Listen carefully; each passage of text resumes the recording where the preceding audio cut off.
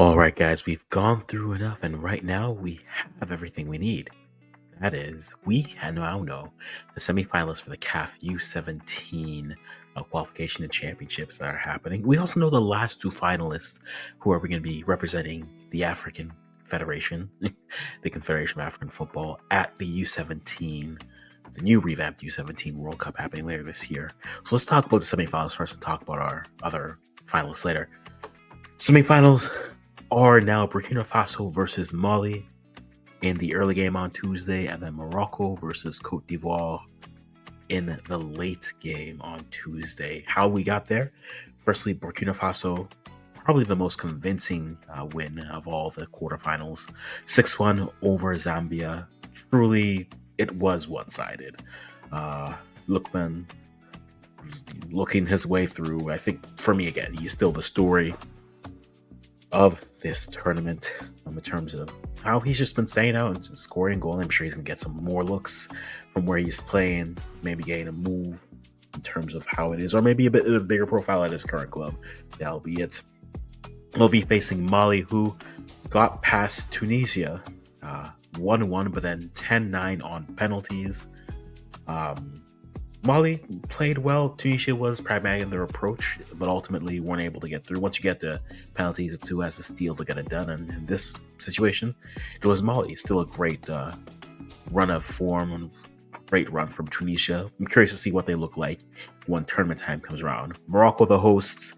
I thought this would have been a fun game of the tournament, but it was Morocco, for the most part, in control of this game. 3-1 is the final. Not much to really say in terms of how Morocco looked. They've just looked steady. They've looked the better team all the way through.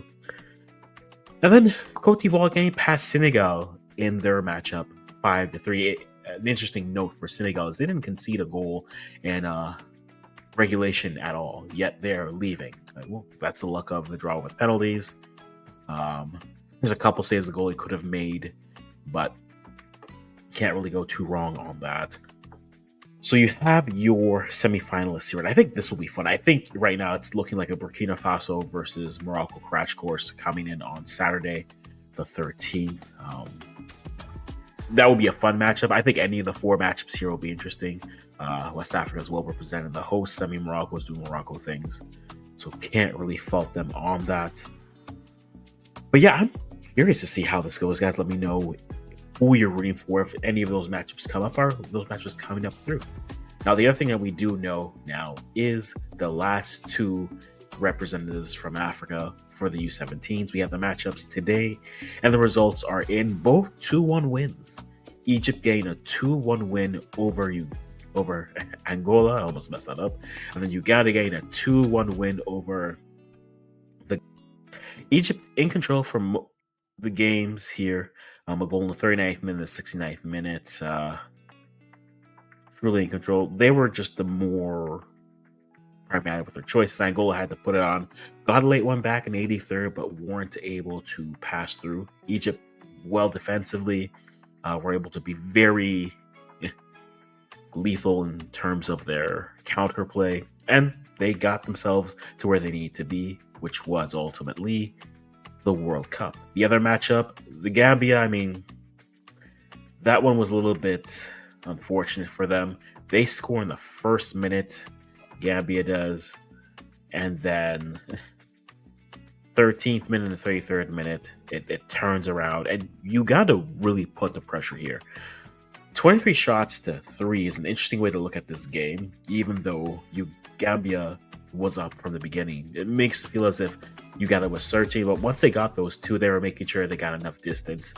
2-1 is never safe. They wanted the 3-1. They weren't able to get it. But if you're the Gambia, it's a missed opportunity for them. A lot of chances they've had this tournament, unable to finish.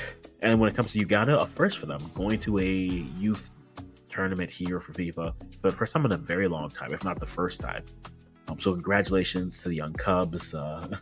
The children of the Cranes are out there, and we are very much looking forward to see what they do at the World Cup. So there you have it. Egypt and Uganda join our quarterfinalists as representatives for CAF at the U World Cup. They'll be joining Burkina Faso, Zambia, Tunisia, Mali, Morocco, South Africa, Cote d'Ivoire, and Senegal. They're going to Qatar later this year. Guys, who do you like in the semifinals? But also, what do you think about this crop representing Africa at the tournament? Let me know in the comments below. As always, I'm going to stop talking right here.